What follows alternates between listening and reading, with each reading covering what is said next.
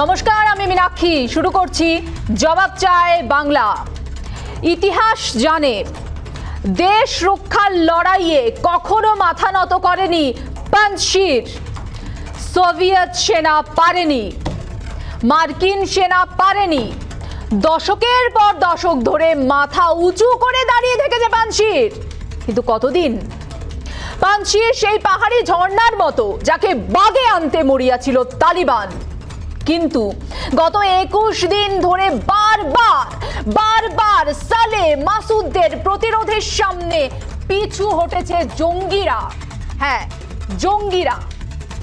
কিন্তু এবার পাকিস্তানের সাহায্য নিয়ে পাঞ্চশিরে প্রতিরোধ দমন করার চেষ্টা জল্লাদদের। তালিবানরা জল্লাদ, আর পাকিস্তান তাদের সেই বন্ধু, সেই পাকিস্তান যারা বোঝে কেবল সন্ত্রাসের ভাষা, সেই পাকিস্তান যারা শান্তি নয় সন্ত্রাস চায়। পাকিস্তানের ভাড়াটে সেনা দিয়ে এখন পাঞ্চশির দখলের মরিয়া চেষ্টা তালিবানের। আইএসআই প্রধান নিজে বসে রয়েছেন আফগানিস্তানে, সেখান থেকে মদদ দিয়ে চলেছে তালিবানকে। নিজেদের দেশের নাগরিককে ভালোভাবে রাখতে পারে না, শিক্ষা দিতে পারে না, স্বাস্থ্য দিতে পারে না, স্বাস্থ্যের হাল বেহাল, শুধু জানে হিংসায় মদদ দেওয়া। পাঞ্চশিরের সঙ্গে লড়াইয়ে তালিবানকে মদদ দিতে সামরিক সাহায্য দিয়ে দিয়েছে পাকিস্তান। এর অর্থ কি? এর অর্থ যে কোনো সন্ত্রাসবাদী সংগঠন সাহায্য চাইলে প্রকাশ্যে সামরিক সাহায্য দিতে পিছপা হবে না পাকিস্তান। তালিবানরা জানে তাদের নাশকতার সাম্রাজ্য কেউ যদি পাশে থাকে তাহলে সেটি একমাত্র পাকিস্তান। তালিবান জানে পৃথিবীতে নাশকতার আর পাকিস্তান একে অপরের পরিপূরক। যে পাঞ্চশিরকে বুকে করে আগলে রেখেছিলেন সালে মাসুদরা, সেই পাঞ্চশিরের প্রতিরোধ এবার গুড়িয়ে দিচ্ছে পাকিস্তানের বোমারু বিমান। দিনের আলোর মতো পরিষ্কার, নির্লজ্জভাবে সন্ত্রাসবাদকে মদদ দিয়ে চলেছে আমাদের এই প্রতিবেশী দেশ। আর তার থেকেও নির্লজ্জভাবে মুখ বুজে রয়েছে আমেরিকা, ব্রিটেন, ফ্রান্স, রাশিয়ার মতো মহাশক্তিধর অন্যান্য দেশগুলি। এখন মনে হচ্ছে পাশের বাড়িতে আগুন লাগলে আমার কি, সেই আগুন আপনার বাড়িও জ্বালাবে একদিন। সাংবাদিকদের সামনে এসে মাথা নিচু করে থেকে মাঝে মাঝে চোখের জল মোছা, এর বেশি আফগানিস্তানকে রক্ষা করতে কি বা করেছেন মিস্টার বাইডেন? যে মানুষগুলি প্রাণের মায়া ভুলে দিন রাত দেশ রক্ষা করার জন্য লড়াই করে চলেছে, তাদের জন্য বরাদ্দ নেই এতটুকু সহযোগিতা? পাঞ্চশিরের পাশে দাঁড়াতে পারতো না আমেরিকা? আহমেদ মাসুদ আজকে টুইট করেছেন, কিছুক্ষণ আগে টুইট, পাঞ্চশিরের ছবি, নিচে লেখা সেভ পাঞ্চশির, পাঞ্চশিরকে রক্ষা করুন। রাষ্ট্রসংঘের কাছে আবেদন করছেন, আফগানিস্তানের নাগরিকের মানবাধিকার লঙ্ঘন হচ্ছে, দয়া করে দেখুন। যে রাষ্ট্রসংঘের দায়িত্ব গোটা বিশ্ববাসীর মানবাধিকার সুরক্ষিত করা, সেই রাষ্ট্রসংঘের প্রতিনিধির সঙ্গে বৈঠক করছে তালিবান। যে তালিবান যাদের হাতে লেগে রয়েছে মানবতার রক্ত। কাবুলে গিয়ে আইএসআই প্রধান পাশে থাকার আশ্বাস দিচ্ছেন সেই জঙ্গি গোষ্ঠীকে যারা প্রতিদিন হত্যা করছে মানবাধিকার। পাকিস্তান পাশে না থাকলে পাঞ্চশিরকে লড়াই দিতে পারতো না তালিবান। তালিবান আর পাকিস্তানের এই মৈত্রীর বন্ধন মুখ বুঝে দেখে যাচ্ছে শক্তিধর প্রথম বিশ্ব। হয়তো তারা ভুলে যাচ্ছেন, ইতিহাস সাক্ষী আছে, এই জঙ্গিরাই একদিন মাথা চড়া দেবে ফ্র্যাঙ্কেনস্টাইন হয়ে। আর কতদিন সব জেনে সব বুঝে মুখে কুলু পেটে থাকবে প্রথম বিশ্ব। আজ গোটা মানব জাতির হয়ে এই প্রশ্নের জবাব চায় বাংলা।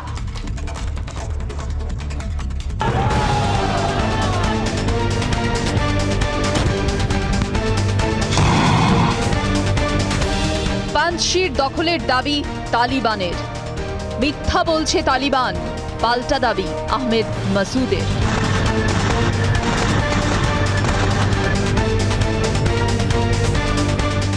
সোমবার সকালে পাঞ্চশিরের গভর্নর হাউসে উড়ল তালিবানের পতাকা। গভর্নর হাউসের দখল নিয়ে তাণ্ডব চালালো তালিবান।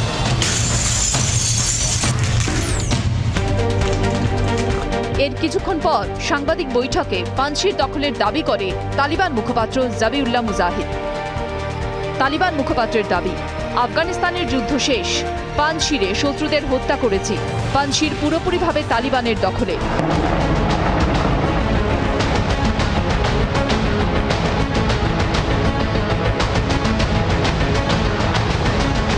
যদিও প্রতিরোধ বাহিনীর প্রধান আহমেদ মাসুদের পাল্টা দাবি, লড়াই চলছে, কিন্তু তালিবানের এই দাবিকে কেন্দ্র করে আলোড়ন পড়েছে বিশ্বে। তালিবান কিভাবে পাঞ্চশির দখলের দাবি করছে, যে পাঞ্চশির চিরকালই তালিবানের কাছে অধরা থেকেছে? সেখানে কোন মন্ত্রে পাঞ্চশির দখলের দাবি তালিবানের? এখানেই পাকিস্তানের ভূমিকা আলোচিত হচ্ছে সর্বত্র। ইরানের পক্ষ থেকে জানানো হয়েছে, পাঞ্চশিরের যুদ্ধে পাকিস্তানের ভূমিকা তদন্ত করে দেখা হবে।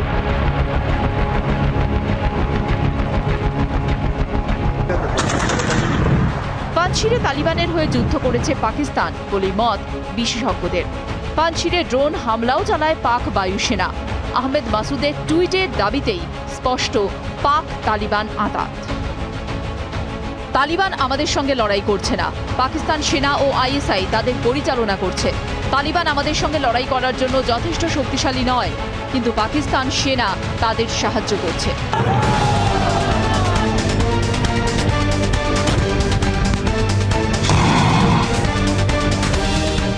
দুদিন আগেই আইএসআই প্রধান ফয়েজ হামিদ পৌঁছন কাবুলে। সরকার গঠনে তালিবানকে সব রকম সাহায্য করবে পাকিস্তান বলে জানান আইএসআই প্রধান। সরকার গঠনে বড় অন্তরায় ছিল পাঞ্চশির। আফগানিস্তানের 34টি প্রদেশের মধ্যে 33টির দখল নিলেও পাঞ্চশিরের দখল নিতে পারেনি তালিবান। পাঞ্চশিরের দখলে তালিবানকে সাহায্য করে কি সেই বাধা কাটাতে সাহায্য করল পাকিস্তান? প্রশ্ন বিশেষজ্ঞ মহলের। কারণ পাঞ্চশির দখলের দাবি করে সরকার গঠনের কথা তালিবান মুখপাত্রের গলায়। তালিবান মুখপাত্রের দাবি, দ্রুত সরকার গঠন করা হবে। সরকার গঠনে বন্ধু দেশদের আমন্ত্রণ জানানো হবে।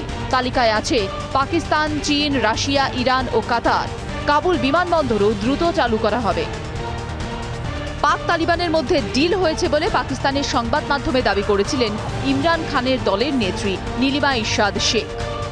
अफगानिस्तान माशाल्लाह से देख लें, वो तालिबान हमें कहते हैं हम आपके साथ हैं और इंशाल्लाह वो आके हमारे साथ कश्मीर फतह करके देंगे।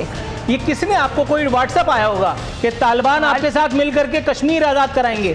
वाकई ऐसा कोई ख्वाब देखती हैं आप? किसने दिखाया है? इंशाल्लाह। ये कैसे, किसने आपको बताया?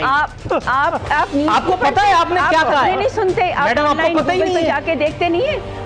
ये कहाँ से सुन करके आपने ये हवाई छोड़ दी? जो टुकड़े जो उन्होंने किए हुए ना, हमारे जो टुकड़े किए हुए ना, वो हम जुड़ जाएंगे इंशाल्लाह ताला। मतलब पराई शादी में अब्दुल्ला दीवाना वहां से है। তার দাবিকে তখন অনেকেই উড়িয়ে দিয়েছিলেন, কিন্তু তালিবানের হয়ে পাকিস্তানের যুদ্ধ কি সেই ইঙ্গিত দিচ্ছে না? তালিবান ক্ষমতা দখলের পর পাক অধিকৃত কাশ্মীরে উল্লাস থেকে যে বৃত্তের সূচনা, আইএসআই প্রধানের কাবুল যাওয়া এবং তারপর পাঞ্চশিরের আকাশে পাকিস্তানের ড্রোন হামলা কি সেই বৃত্ত সম্পূর্ণ করল? উঠছে প্রশ্ন। রিপাবলিক বাংলা। বৃত্ত সম্পূর্ণ হলো কিনা সেই প্রশ্ন তো আমরা রাখবো, কিন্তু আফগানিস্তানের মানুষ কি চাইছেন? যে আফগানিস্তানের মানুষ প্রতিদিন কাতর আবেদন করছেন, সাহায্য চাইছেন গোটা বিশ্বের কাছে, তাদেরকে সাহায্য করার, তাদের মানবাধিকার লঙ্ঘন হচ্ছে, তারা আতঙ্কে রয়েছেন, তারা ভয় পেয়েছেন, এর পাশাপাশি তাদের মধ্যে খাদ্য সংকট তৈরি হয়েছে, তারা খাবার পাচ্ছেন না, সেই আফগানিস্তানের মানুষ পাকিস্তানের এই ভূমিকায় তাদের কি বক্তব্য? লেটেস্ট যে ছবি আমাদের কাছে যে পৌঁছচ্ছে, কাবুলের ছবি, আমি সাউন্ড দিয়ে শোনাতে চাইবো কি বলছেন আফগানিস্তানের মানুষ, শুনুন।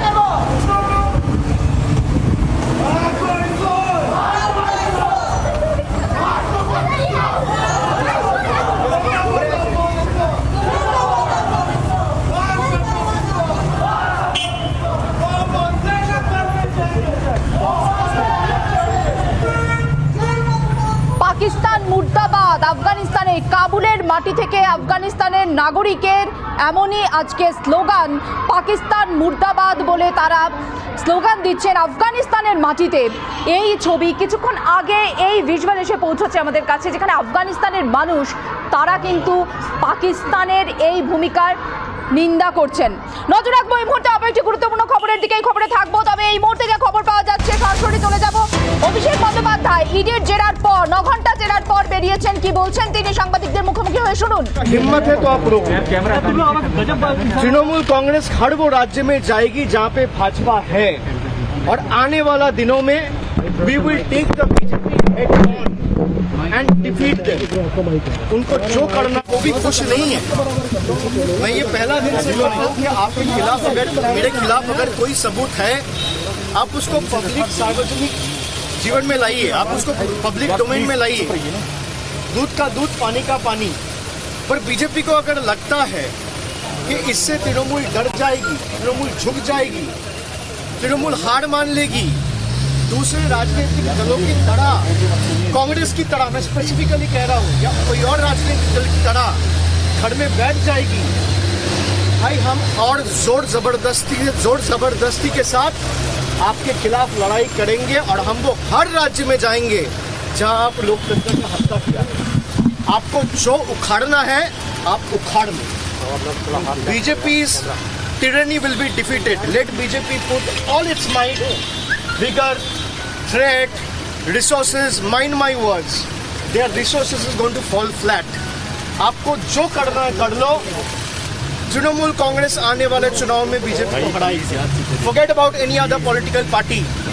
हम जिंदगी दे देंगे, जिंदगी दांव पे लगा देंगे, पर सर नहीं झुकाएंगे।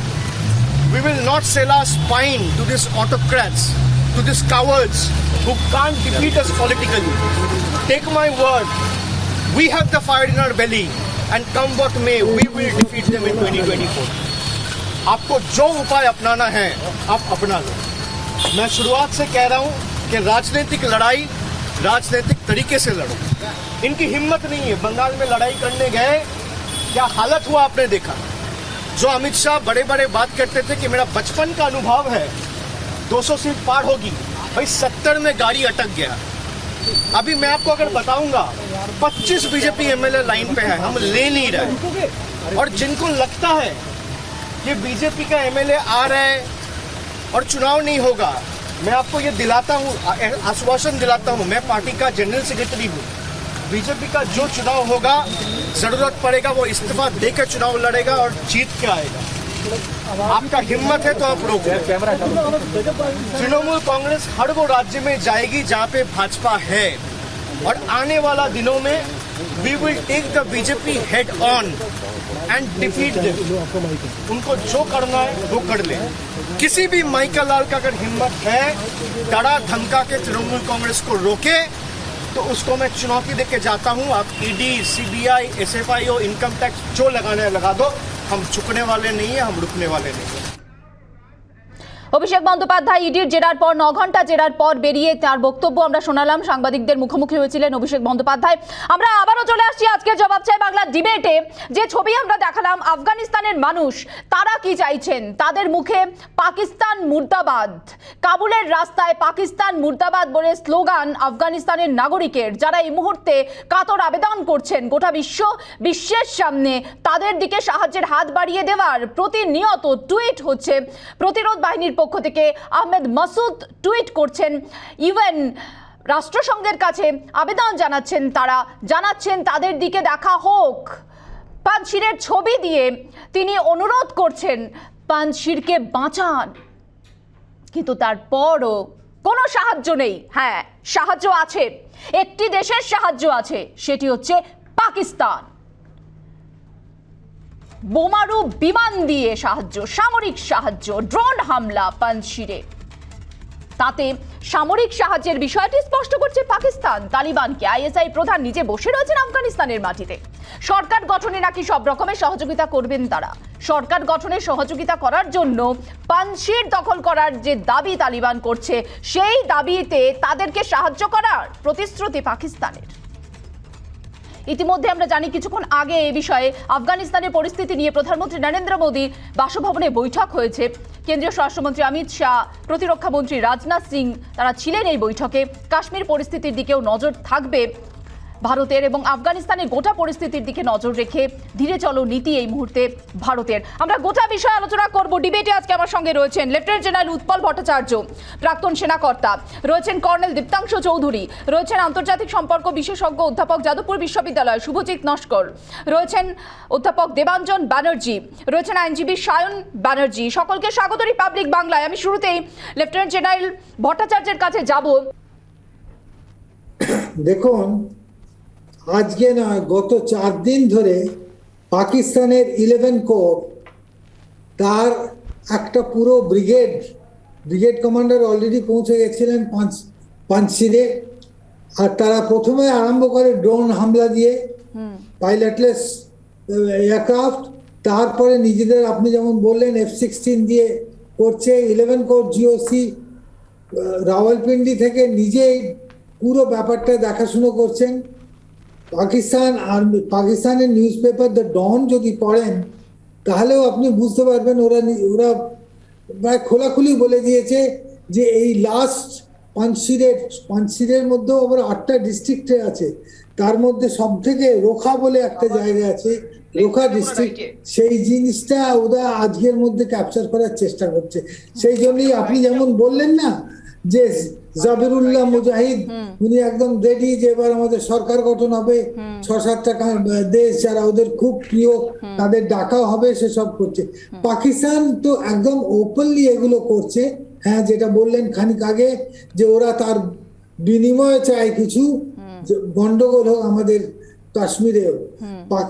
ওরা ওদের ISI চিফ হামিদ, আমি একটু ঠাট্টা করে বলছি, 2 হামিদ আমাদের আজ ভীষণ বিরক্ত করছে।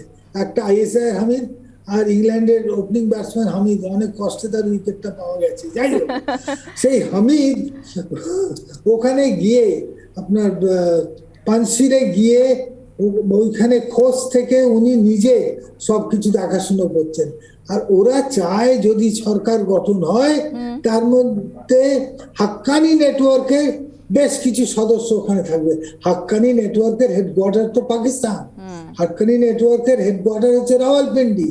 কাজেই এই যে সরকারটা হবে, শুধু পাকিস্তান সাপোর্ট করছে না, পাকিস্তানের নিজের লোক থাকবে সেখানে 4-5 জন, যাদের থেকে ওরা বরাবর সে করতে পারে। আর আরেকটা কথা আমি বলবো, ট্যাকটিক্সের দিক থেকে যত আর্মস, অ্যামিনিশন, ইকুইপমেন্ট আমেরিকা ছেড়ে গেছে ওদের জন্য, 4 ভদ্রলোক, started of with George Bush, তারপরে ওবামার 2 টেনিয়ার 8 বছর, তারপরে আমাদের ডোনাল্ড ট্রাম্প, তারপরে প্রেজেন্টলি জো বিডেন, 4 জনেই সমানভাবে প্রচুর অস্ত্রশস্ত্র, অ্যাটাক হেক্টরস, চিনুক, অ্যাপাচে, তারপরে হামভিস, অল টেরেন ভেহিকল সব যেগুলো দিয়ে গেছে, এগুলো তো সব NATO based arms and equipment. এগুলো চালানো, এগুলো শিক্ষক শুধু পাকিস্তানি হতে পারে, অন্য কেউ হবে না। চীনের লোক এসে নেটো কান্ট্রিজ এর জিনিসগুলোকে শেখাতে পারবে না ওদের। পাকিস্তানেরও মানে নতুন আফগানিস্তান যেটা হবে, তাদের ভেবে দেখবেন তাদের জন্য পাকিস্তান খুব একটা জরুরি নেবার হতে হবে। সেই জন্য ওরা পাকিস্তানের লোককে, পাকিস্তানের ISI চিফ প্রথম VIP বাইরের দেশ থেকে ওদের দেশে গেছে। এগুলো একদম খোলাখুলি, আপনি একদম ঠিক বলেছেন। এখন আর আগের মতো ছায়া যুদ্ধ করছেন। আমি আসছি লেফটেন্যান্ট জেনারেল ভট্টাচার্য আপনার কাছে। যে কথাটা বলছি, এখন আর ছায়া যুদ্ধ নয়, এতদিন ছায়া যুদ্ধ করেছে পাকিস্তান, এখন যা করছে প্রকাশ্যে দিনের আলোর মতো স্পষ্ট। ফয়েজ হামিদ পৌঁছচ্ছেন, গিয়ে থাকছেন, সেখানে পরিকল্পনা করছেন, ষড়যন্ত্র করছেন, তারপর সেই হামলা F-16 তাদের যুদ্ধ বিমান নামিয়ে দিয়েছে তারা পানশির দখলকে কেন্দ্র করে দখল করতে। কি ঘটলো সেখানে হামিদ যাওয়ার পরে? কি পরিকল্পনা ছিল, কি ষড়যন্ত্র ছিল, নজর রাখবো একবার। মাশাআল্লাহ, আলহামদুলিল্লাহ, মাশাআল্লাহ। গত কয়েকদিনে পাঞ্চিরে আক্রমণের ধার বাড়িয়েছে তালিবান, এমনকি পাঞ্চির তাদের দখলে চলে এসেছে বলেও দাবি করেছেন তালিবান মুখপাত্র জাবিউল্লাহ মুজাহিদ। যদিও সেই তালিবানের পাঞ্চির দখলের খবর একেবারেই মিথ্যে বলে পাল্টা জানিয়ে দিয়েছে নর্দার্ন অ্যালায়েন্সও। প্রতিরোধ বাহিনীর দাবি পাঞ্চের দখল করার ক্ষমতা তালিবানের নেই, কিন্তু নেপথ্যে থেকে তালিবানকে মদত যোগাচ্ছে পাকিস্তান। সোমবার এনআরএফ প্রধান আহমেদ মাসুদ টুইট করে দাবি করেন, তালিবান আমাদের সঙ্গে লড়ছে না, পাকিস্তান ও আইএসআই তাদের নেতৃত্ব দিচ্ছে। আমাদের সঙ্গে লড়ার ক্ষমতা নেই তালিবানের, পাকিস্তানের মদতে এগোতে পারছে তালিবান। নর্দার্ন অ্যালায়েন্সের দাবি, হেলিকপ্টার ড্রোন দিয়ে আকাশপথে তালিবানকে মদত যোগাচ্ছে পাকিস্তান ও আইএসআই। বর্তমানে আইএসআই প্রধান ফয়েজ হামিদ আফগানিস্তানেই রয়েছেন, যদিও তার এই সফর একেবারেই সরকারি নয় বলে জানা গিয়েছে। পাকিস্তান প্রশাসনও এ বিষয়ে মুখে কুলুপ এঁটেছে। তালিবান অবশ্য প্রকাশ্যে জানিয়েছে, কোনো দ্বিতীয় রাষ্ট্রকে আফগানিস্তানের সরকার গঠনে মধ্যস্থতা করতে দেওয়া হবে না। কিন্তু তালিবান মুখপাত্রের দাবি যে নিছকে ছেলে ভুলানো কথা, তা নিয়ে এক প্রকার নিশ্চিত আফগানিস্তানের প্রতিবেশী রাষ্ট্রগুলি। তবে পাকিস্তানে নিভৃত বাসে থাকা তালিবান নেতাদের কোনো বার্তা নেই আইএসআই প্রধানের আফগানিস্তান সফর বলেও জল্পনা তৈরি হয়েছে। রিপাবলিক বাংলা। অর্থাৎ দিনের আলোর মতো স্পষ্ট হচ্ছে তালিবান পাক যোগ। কর্নেল দীপ্তাংশু চৌধুরীর কাছে যাব। কর্নেল চৌধুরী, নীলিমা শেখ ইরশাদ যে দাবি পাকিস্তানের সংবাদ মাধ্যমে করলেন, ইসলামাবাদ সাহায্য করেছে কাবুল দখলে তালিবানকে, এবার তালিবান সাহায্য করবে তাদের কাশ্মীর দখলে, যে দিবাস্বপ্ন তারা দেখছে পাকিস্তান এই মুহূর্তে, আপনার কি মনে হয় তালিবানের সাথে পাকিস্তান কোনো ডিল করেছে? খুব পরিষ্কার, যদি কোনো ডিল না হয় তাহলে পাকিস্তান, যেমন আমাদের সিনিয়র অফিসার বসে আছেন জেনারেল ভট্টাচার্য, খুব পরিষ্কার করে বললেন একটা কোর হেডকোয়ার্টার, তাদের অনেক স্ট্র্যাটেজিক অ্যাসেট মুভ করা হয়েছে। এবং আপনাদেরই চ্যানেলে সকাল থেকে আপনারা দেখিয়েছেন কিরম ভাবে পাকিস্তান অ্যাটাক হেক্টর দিয়ে পাঞ্চিটা অ্যাটাক হয়েছে। তো পাকিস্তান নিশ্চিতভাবে দুটো অ্যাঙ্গেল নিয়ে খেলছে। এক হচ্ছে তালিবানকে ওরা একটা বোড়ে হিসেবে ইউজ করছে। কি হিসেবে, কেন করছে? একটা হচ্ছে তালিবানকে নিশ্চিতভাবে যে হেল্প করছে তার কিছু তো ওরা পাবে, ফেরত পাবে। সে ফেরত পাওয়াটা মোটিভটা কি? মোটিভ হচ্ছে কাশ্মীরে এবং যেটা ওরা বলে ইন্ডিয়ান অকুপাইড কাশ্মীর, আইও, ওরা ভাবছে যে পার্ট অফ দ্যাট আবার অশান্তি আনস্টেবল করে দিয়ে ভারতে একটা অশান্তির সৃষ্টি করবে। এক, দ্বিতীয় কি ভাবছে যে অনেক পাখতুন আছে যারা এখান থেকে এখন আফগানিস্তান থেকে আবার ফাটারি টেনে ঢুকছে, তালিবানের হেল্প যদি তারা পায়। কিন্তু এখানে আমার প্রশ্ন, কর্নেল চৌধুরী, তালিবানের হেল্প কি পাবে? কারণ তালিবান তো এক এক সময় এক এক কথা বলে, যদিও কিছুদিন আগেও তালিবানের মুখপাত্র বললেন যে এটা অভ্যন্তরীণ বিষয়, দু দেশের মধ্যে মিটিয়ে নেওয়া ভালো, পাকিস্তান ভারত তারা কথা বলুক, কিন্তু তারপরে একটা দেশ চালানোর জন্য কূটনীতির পথেও তাদেরকে হাঁটতে হবে। তারা কি সরাসরি প্রকাশ্যে সাহায্য করবে পাকিস্তানকে? একদম ম্যাডাম, একদম। তালিবান প্রথমেই বলতে ভাবতে হবে, আমার এটা খুব পরিষ্কার, আপনারা প্রায় 14 অগস্ট থেকে দেখাচ্ছেন প্রত্যেক দিন Taliban is a terrorist organization. এটা প্রথমে আন্ডারলাইন করে নিন, চাই সরকার করুক চাই সরকার না করুক, Taliban is a terrorist organization. আজকে থেকে না, কয়েক মানে 10 of years, 30 বছর ধরে তালিবানের এই 1970 সাল থেকে তালিবানকে যারা জন্ম দিয়েছে, এই পাকিস্তান জন্ম দিয়েছে, it is a terrorist organisation. আর এদের থেকে হেল্প পাবে শুধু তালিবান শুধু পাকিস্তানকে হেল্প করবে না, এখান থেকে আর একটা বড় প্লেয়ার আছে এই আমাদের পুরো থিয়েটারে, সেই বড় প্লেয়ারটা হচ্ছে চায়না। সে কিন্তু এখন পেছনে চুপ করে বসে আছে। সে চায়না কিন্তু ইন্ডিয়ায় একটা প্রোপাগান্ডা একটা চালাচ্ছে, প্রচুর টাকা ইন্ডিয়া তারা স্ট্র্যাটেজিক অ্যাসেটসে, আমাদের ইনফ্রাস্ট্রাকচার, রোড, ইলেকট্রিসিটি, পাওয়ার সেক্টরে সে কিন্তু অলরেডি ইনভেস্ট করে দিয়েছে, চায়না ইনভেস্ট করেছে। এইবার আমাদের পাঞ্চিট নিশ্চিতভাবে ভাবতে হবে, কিন্তু আমাদের আলটিমেটলি ভারতবর্ষর কি লাইন অফ থট, একদম এই বিষয়ে আমি আসবো। হ্যাঁ, এই বিষয়ে আলোচনাতে আসবো যে ভারতের লাইন কি হবে। তার আগে আমি শুভজিতের কাছে যাব। শুভজিৎ, যেভাবে কাতর আবেদন করা হচ্ছে টুইটের মাধ্যমে, বিভিন্ন সময় ভিডিও করে, সালে আমরা দেখেছি যে একটি ভিডিও বার্তাও দিয়েছেন যেখানে আবেদন করা হচ্ছে যে দেখুন কি অবস্থা, মানবাধিকার কিভাবে লঙ্ঘিত হচ্ছে, রাষ্ট্রসংঘের ভূমিকা অবাক করা। শুভজিৎ, কেন রাষ্ট্রসংঘের আমি খুব অবাক হচ্ছি যে রাষ্ট্রসংঘ 1990-এর দশকে যার একটা অগ্রণী ভূমিকা ছিল, যখন নাজিবুল্লাহকে রীতিমতো তাড়া করে বেড়াচ্ছিল এই যে মুজাহিদিন গ্রুপগুলো এবং অন্যান্য টেররিস্টরা, সেই সময় রাষ্ট্রসংঘের মহাসচিব বুত্রোস ঘালি তিনি নিজে পার্সোনালি দায়িত্ব নিয়ে নাজিবুল্লাহকে সিকিউর করার চেষ্টা করছিলেন, যে নাজিবুল্লাহ এখনও পর্যন্ত আফগানিস্তানের ইতিহাসে one of the most secular Democratic একজন লোক ছিলেন।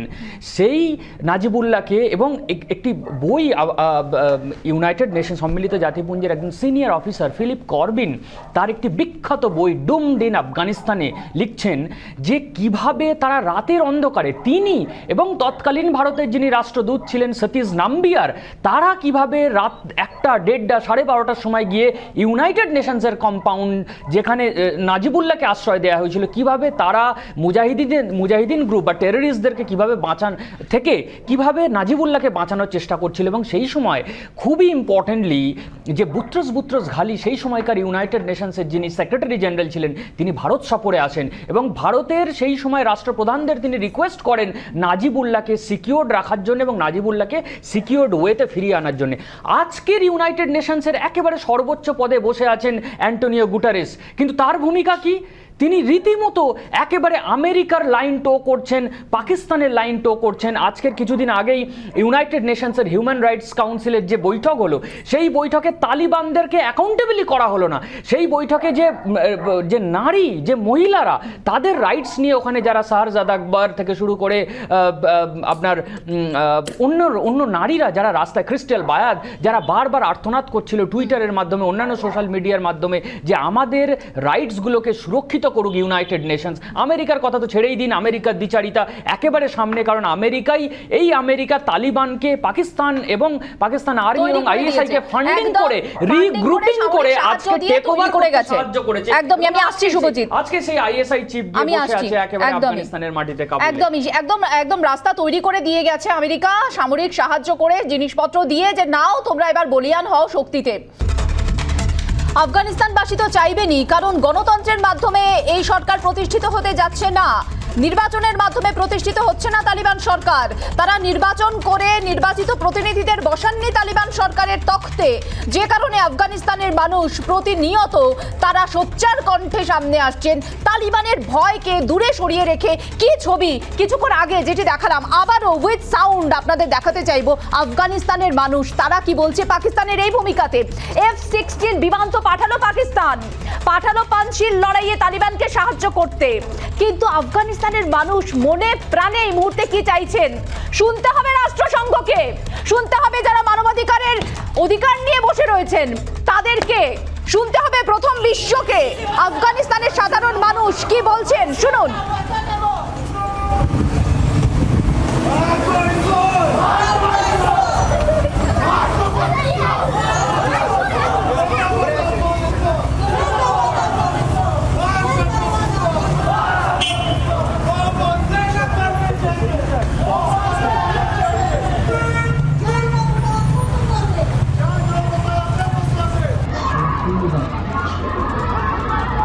কাবুলের রাস্তায় আফগানিস্তানের মানুষ মুর্দাবাদ পাকিস্তান, যে পাকিস্তান তালিবানকে সাহায্য করছে, সেই তালিবানের উদ্দেশ্যে এই মুহূর্তে সোচ্চার হয়েছেন আফগানিস্তানের মানুষ। তারা পাকিস্তান মুর্দাবাদ স্লোগান দিয়ে রাস্তায় নেমেছেন।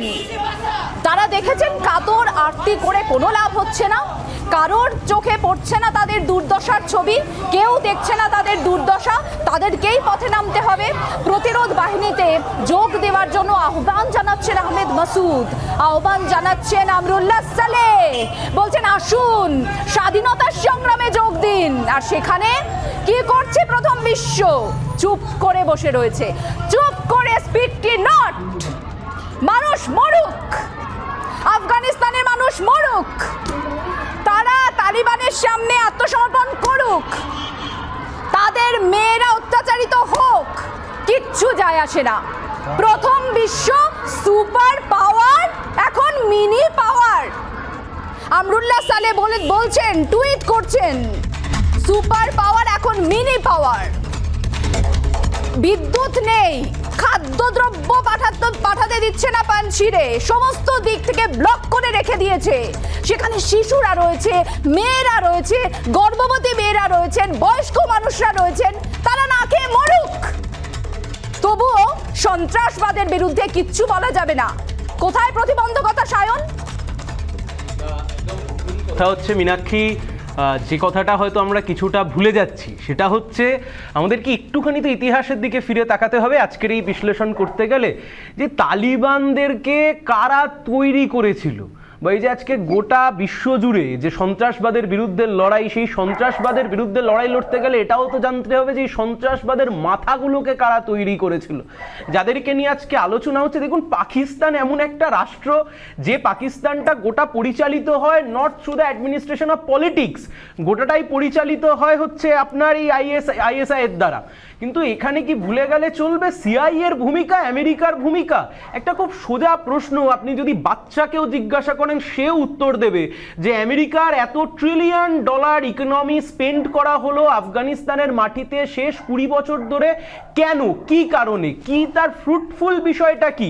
তালিবানদের হাত থেকে ক্ষমতাটা নিয়ে আবার তালিবানদের হাতে দেওয়ার জন্য। আমি এখানে আরো একটু ইন্ট্রোস্পেক্ট করতে চাইবো এই অ্যাঙ্গেলে, এই যে এতদিন ধরে এতগুলো নির্বাচন করালো আমেরিকা যুক্তরাষ্ট্র, তাদের সৈন্যবাহিনী রেখে দিল, এত কোটি মার্কিন ডলার খরচ করলো, কিন্তু এতগুলো যে নির্বাচন হলো, তাহলে আজকের কনক্লুশন কিন্তু এটা আমরা পৌঁছতে বাধ্য হব যে আসলে সেই নির্বাচনগুলো প্রহসনে ছিল, প্রহসনে পরিণত হয়েছিল। 2 নম্বর কথা, এক্ষুনি বলবার সময় উনি বলছিলেন নাজিবুল্লাহর কথা, যে আফগানিস্তানের বুকে যতদিন ইতিহাস লেখা থাকবে, আফগানিস্তানের ইতিহাসে লেখা থাকবে যে একটা সেকুলার মাইন্ডসেট নিয়ে যারা লড়াই করেছিলেন, যিনি ছিলেন তার নাম নাজিবুল্লাহ। এখন সেই নাজিবুল্লাহকে যারা হত্যা করেছিলেন তাদেরকে ফান্ড দিয়েছিল এই সিআইএ, এই আইএসআই।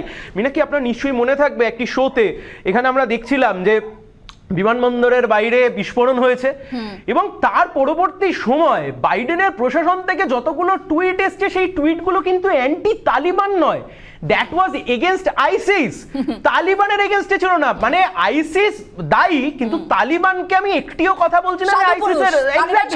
এক্স্যাক্টলি, এখানে খুব স্পষ্ট একটি কথা দেখুন, তালিবান জঙ্গিরা, আমরা এই কথাটা বারবার ইউজ করতে গেলে বলতেই হবে যে তালিবান জঙ্গিরা বন্দুকের নলে ক্ষমতার জোর দেখিয়ে একটা ক্ষমতা দখল করতে চাইছে। সেই জায়গা থেকে দাঁড়িয়ে যে আমেরিকার যে সুপার পাওয়ার, একটা বিশ্ব জুড়ে যে প্রতিপত্তি দেখানোর যে চেষ্টা চলেছে আজকে কোথায়, এবং ইউনাইটেড নেশন সবচাইতে, এই ল কলেজে আমরা যখন পড়তাম একটা কোয়েশ্চেন আসতো ইন্টারন্যাশনাল লতে, the success and failure of international organisation, UNO নিয়ে কোয়েশ্চেন আসতো। আজকে ইউএনও কোথায় বলুন তো? এই যে এত যুবতী, এত মহিলা, এত শিশু মারা যাচ্ছে, পালাচ্ছে, হিউম্যান রাইটস, গোটা বিশ্বের UDH, universal declaration of human rights নিয়ে এত বড় বড় কথা, ইউডিএইচআর নিয়ে এত বিশ্বের বড় বড় তাবড় নেতারা এত কথা বলেন, কোথাকার কিসের ইউডিএইচআর, কোথাকার হিউম্যান রাইটস? প্লেনের চাকায় মানুষ ঝুলতে ঝুলতে আফগানিস্তান থেকে বেরোতে চেয়েছেন কারণ তারা তালিবানের হাত থেকে মুক্তি পেতে চায়। এবং তার সাথে আরো একটি কথা বলছি, আমেরিকা যেমন তালিবানদেরকে তৈরি করেছে, তাদেরকে ফান্ড দিয়েছে, অপারেশন সাইক্লোনের মাধ্যমে কোটি কোটি মার্কিন ডলার তাদেরকে দিয়েছে, তার সাথে সাথে আজকের বিশ্ব রাজনীতিতেও যারা যারা তালিবানকে সমর্থন করবে, যে কোনো রাষ্ট্র যারা তালিবানকে আজকে সমর্থন করবে, ভবিষ্যতে তাদেরকে দাম দিতেই হবে। আমেরিকা এখন পাশের বাড়িতে আগুন ধরেছে, আমার কি, কিন্তু সেই আগুনে জ্বলবে সেই দেশও। এটা কিন্তু বিশেষজ্ঞরা বলছেন। সায়ন, আপনি যেমনটা বললেন, আমি আরেকটা বিষয় দেখাতে চাইবো। আমরুল্লাহ সালের এই কিছুক্ষণ আগে আহমেদ মাসুদ রিপাবলিক মিডিয়া নেটওয়ার্ককে দেওয়া একটি টেলিফোনিক সাক্ষাৎকারে তিনি বলছেন, তিনি আবেদন করছেন, তখনও এই 2 থেকে 3 ঘন্টা আগের ইন্টারভিউ, তখনও তিনি আবেদন করছেন, আসুন আসুন আসুন, আফগানিস্তানের সাধারণ মানুষকে তিনি আহ্বান করছেন স্বাধীনতার সংগ্রামে যোগ দিন। আমরুল্লাহ সালে তিনি ঠিক কোথায়, কি খবর পাওয়া যাচ্ছে? আমরুল্লাহ সালে কি আফগানিস্তানে আছেন, নাকি তিনি দেশ ছেড়েছেন? এই মুহূর্তে তালিবানরা যাকে সব থেকে বেশি খুঁজছে তিনি হচ্ছেন কেয়ারটেকার প্রেসিডেন্ট আফগানিস্তানের আমরুল্লাহ সালে। কোথায় তার অবস্থান দেখব। 15ই অগস্ট তালিবানের কাবুল দখলের পরপরই দেশ ছেড়ে পালিয়ে যান প্রেসিডেন্ট আশরাফ গানি। দিন দুয়েকের মধ্যেই নিজেকে কেয়ারটেকার প্রেসিডেন্ট বলে ঘোষণা করেন আমরুল্লাহ সালে। শুধু তাই নয়, তালিবানের বিরুদ্ধে কার্যত যুদ্ধও ঘোষণা করে দেন তিনি। এর পরের ঘটনাবলী কম বেশি সকলেরই জানা।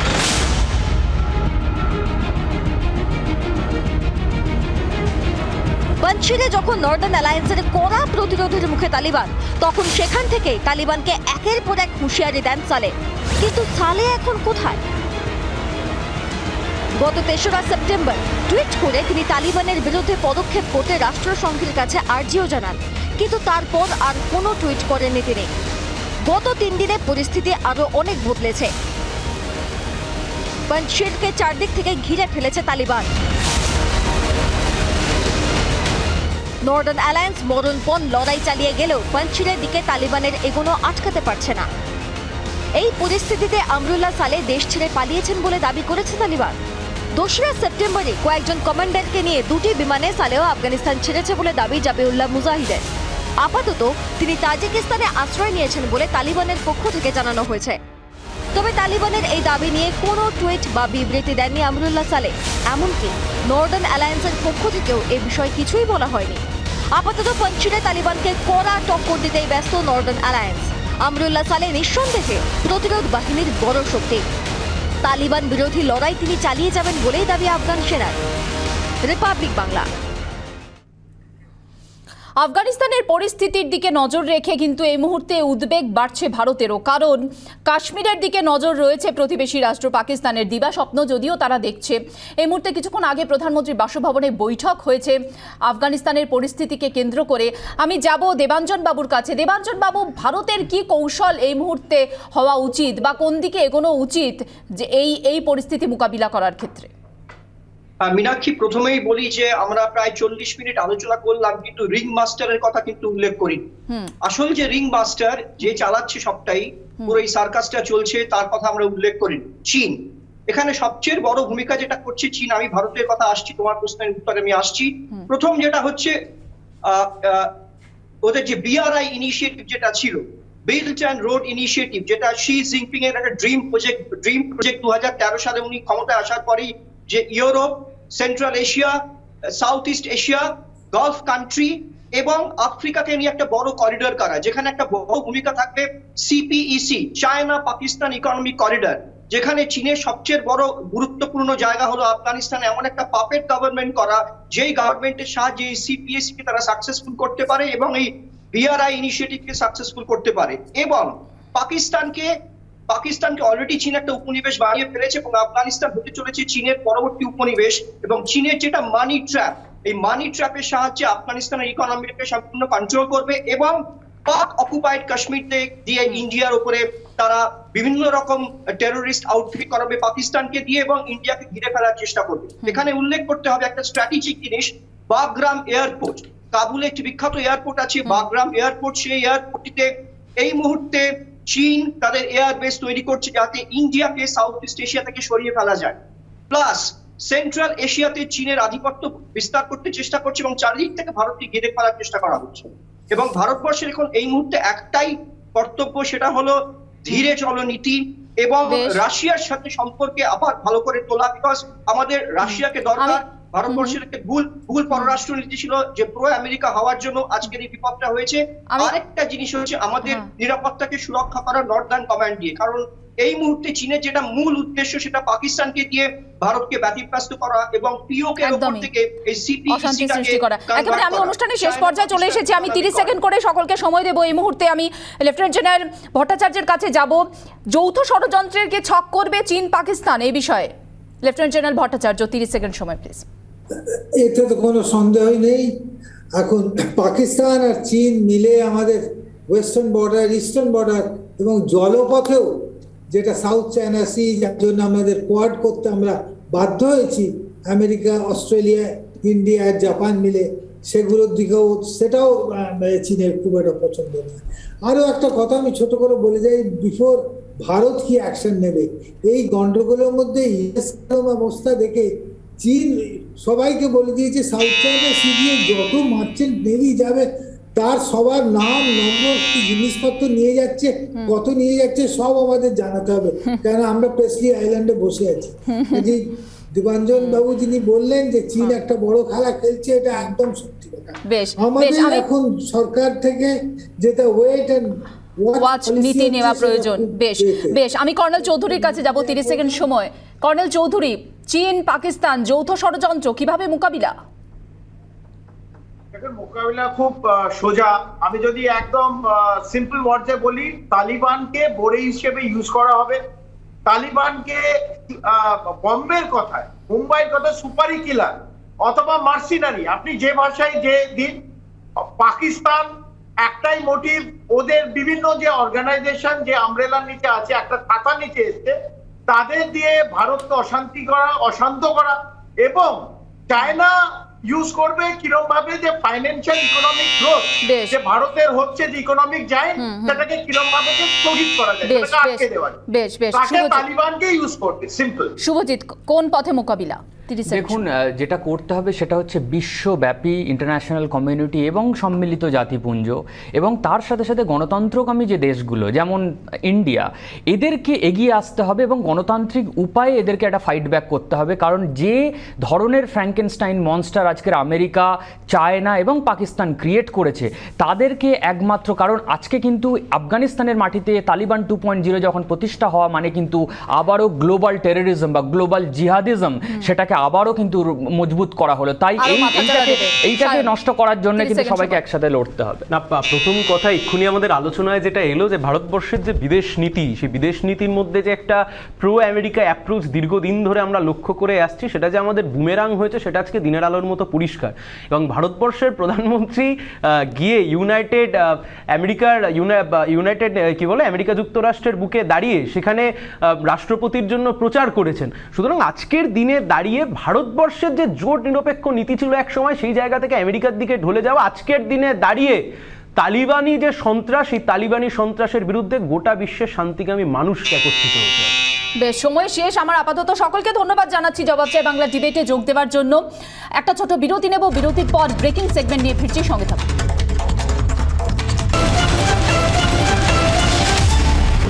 ফিরলাম বিরতির পর, জবাব চাই বাংলায় ব্রেকিং সেগমেন্টের দিকে নজর রাখবো। শুরুতে যে ব্রেকিং, অর্থাৎ প্রথম ব্রেকিং, সূচিতে থাকলেও দিল্লি যাচ্ছেন না শুভেন্দু অধিকারী। সূচিতে থাকলেও আগামীকাল সন্ধে দিল্লি যাচ্ছেন শুভেন্দু অধিকারী। আজ তিনি দিল্লি যাচ্ছেন না। দিল্লিতে কি আলোচনা হতে পারে? আলোচনা হতে পারে ভবানীপুর কেন্দ্রের প্রার্থী দেওয়া নিয়ে। বিস্তারিত জানাতে শিবাশিস রয়েছেন আমাদের প্রতিনিধি সরাসরি। শিবাশিস, দিল্লিতে কি শুধুমাত্র ভবানীপুর কেন্দ্র নিয়ে আলোচনা?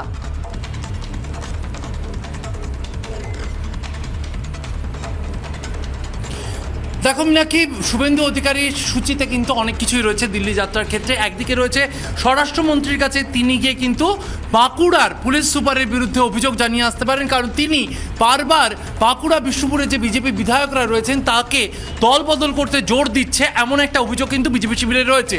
তার পাশাপাশি ভবানীপুর কেন্দ্রে প্রার্থী বাছাইয়ের ক্ষেত্রে কিন্তু কেন্দ্রীয় নেতৃত্বের সঙ্গে শুভেন্দু অধিকারীর একটি বৈঠক হওয়ার কথা। কেন শুভেন্দু অধিকারী? কারণ কয়েক মাস আগেই নন্দীগ্রামে মমতা বন্দ্যোপাধ্যায়কে সরাসরি তিনি হারিয়েছেন, তাই কেন্দ্রীয় নেতৃত্ব তাকে বিশেষ গুরুত্ব দিচ্ছে। সূচিতে থাকলেও আজকে শুভেন্দু গেলেন না। শুভেন্দু আগামীকাল হয়তো দিল্লি যাবেন। কেন গেলেন না তার দুটি কারণ রয়েছে। একদিকে যেটা গেরুয়া শিবির সূত্রে জানা যাচ্ছে, আগামীকাল রাজ্য কমিটির বৈঠক রয়েছে প্রার্থীর বিষয়, ভবানীপুরের প্রার্থীর বিষয়, সেই বৈঠকে সরাসরি থাকতে চান শুভেন্দু অধিকারী। এর পাশাপাশি আরেকটি কারণ রয়েছে, রাজ্যপাল জগদীপ ধনখড় আজকেই তিনি দিল্লিতে গিয়েছেন, খুব সম্ভবত তিনিও স্বরাষ্ট্রমন্ত্রী অমিত শাহের সঙ্গে বৈঠক করবেন।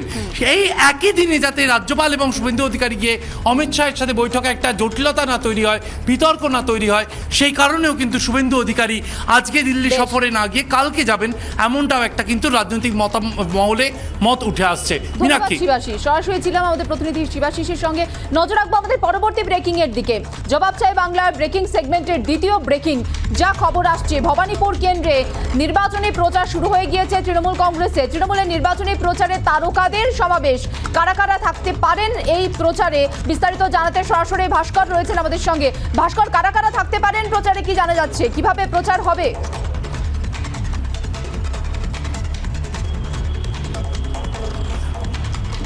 একেবারে মীনাক্ষী, দেখো নির্বাচন কমিশন কিন্তু এবারের যে উপনির্বাচন অর্থাৎ ভবানীপুর বিধানসভা কেন্দ্রের উপনির্বাচন এবং জঙ্গিপুর ও শামশেরগঞ্জের যে নির্বাচন, সেখানে কতজন স্টার ক্যাম্পেইনার থাকতে পারবেন সেই সংখ্যা নির্ধারণ করে দিয়েছেন। এবং ভবানীপুর উপনির্বাচনের যিনি তৃণমূল কংগ্রেসের প্রার্থী মমতা বন্দ্যোপাধ্যায়, তিনি এইবারের তৃণমূল কংগ্রেসের স্টার ক্যাম্পেইনারদের মধ্যে প্রথম নামে রয়েছেন। এবং তৃণমূল কংগ্রেসের তরফ থেকে যে স্টার ক্যাম্পেইনারদের তালিকা প্রকাশ করা হচ্ছে, সেখানে একদিকে যেমন মমতা বন্দ্যোপাধ্যায় রয়েছেন, অন্যদিকে অভিষেক বন্দ্যোপাধ্যায়, সুব্রত বক্সী, পার্থ চট্টোপাধ্যায়, ফেরাদ হাকিম, কুণাল ঘোষ, তারা অবশ্যই যেমন থাকছেন। পাশাপাশি কিন্তু টলিউডের যারা অভিনেতা অভিনেত্রী বা পরিচালক রয়েছেন, যেমন রাজ চক্রবর্তী, মিমি, জন মালিয়া, তারাও কিন্তু স্টার ক্যাম্পেনারদের তালিকায় রয়েছেন। এবং দেখো, নিঃসন্দেহে ভবানীপুর উপনির্বাচন অত্যন্ত হেভিওয়েট এবং গুরুত্বপূর্ণ একটি উপনির্বাচন। তার পাশাপাশি জঙ্গিপুরে শামসারগঞ্জের যে নির্বাচন, সেই নির্বাচনও গুরুত্বপূর্ণ। রাজ্যের শাসক দল হোক বা রাজ্যের প্রধান বিরোধী রাজনৈতিক দল, তাদের প্রত্যেকের কাছে গুরুত্বপূর্ণ। সেই জায়গা থেকে দাঁড়িয়ে তৃণমূল কংগ্রেস তারা যেমন প্রার্থী তালিকা ঘোষণা করে দিয়েছে, পরবর্তী ক্ষেত্রে স্টার ক্যাম্পেনারদের যে তালিকা, সেই তালিকাও কিন্তু ঘোষণা করে দেওয়া হয়েছে তৃণমূল কংগ্রেসের পক্ষ থেকে। এবং স্টার ক্যাম্পেনারদের তালিকায় প্রথম নাম ভবানীপুর উপনির্বাচন যিনি তৃণমূল কংগ্রেসের প্রার্থী মমতা বন্দ্যোপাধ্যায়, তার পাশাপাশি অভিষেক বন্দ্যোপাধ্যায় বা সুকেন্দ্র শেখর রায়ের মতো যারা সিনিয়র নেতৃত্ব, তারাও কিন্তু স্টার ক্যাম্পেনারদের তালিকাতে জায়গা পেয়েছেন। মীনাক্ষী, ধন্যবাদ ভাস্কর। সরাসরি ছিলাম ভাস্কর, আমাদের প্রতিনিধি ছিলেন আমাদের সঙ্গে। নজর রাখবো জবাব চাই বাংলার ব্রেকিং সেগমেন্টের তৃতীয় ব্রেকিং এর দিকে। দার্জিলিং এর দিকে নজর রাখতে হচ্ছে, কারণ দার্জিলিং এ ভয়াবহ আগুন, সেই আগুনের ছবি আমরা তুলে ধরছি আপনাদের সামনে। দার্জিলিং এ ভয়াবহ আগুন, কি ক্ষতি হয়েছে, কিভাবে আগুন লাগলো, বিস্তারিত জানাতে সরাসরি এই মুহূর্তে নিউজ রুম থেকে রয়েছেন আমাদের প্রতিনিধি, আমার সহকর্মী সৃজিতা। দার্জিলিং এ ভয়াবহ আগুনের ছবি আমরা দেখতে পাচ্ছি। কোথায় লাগলো আগুন, কি ক্ষয়ক্ষতি, কিভাবে লাগলো আগুন?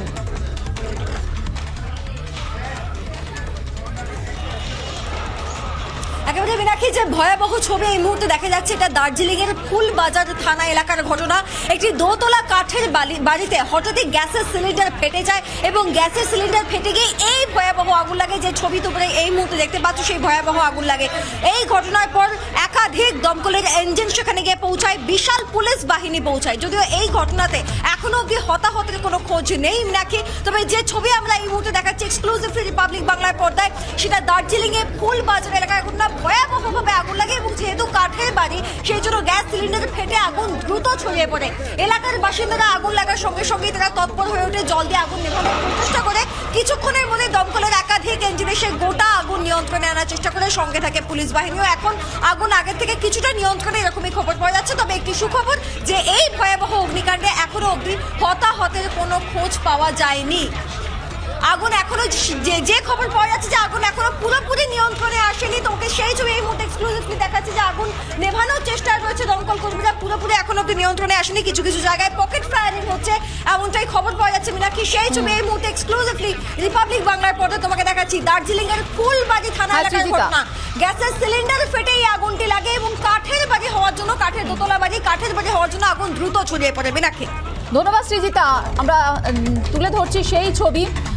দার্জিলিংয়ে ভয়াবহ আগুন, ক্ষয়ক্ষতির খবর পাওয়া যায়নি, তবে গ্যাস সিলিন্ডার ফেটে আগুন বলে খবর। আরও বিস্তারিত জানার জন্য এরপর নজর রাখুন 294 দেশের 1 নাম্বার হিট নিউজ শো বিশাখার সঙ্গে। বিশাখা আসছে। জবাব চাই বাংলা থেকে বিদায় নিচ্ছি। নজর থাক রিপাবলিক বাংলায়। নমস্কার।